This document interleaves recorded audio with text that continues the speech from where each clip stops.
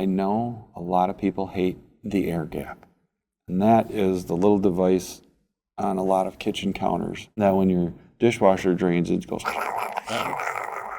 And with all these open floor concept homes, with the living room and the kitchen and the dining room, and there isn't a single wall, these people get very upset when their dishwasher drains and they hear that stupid air gap.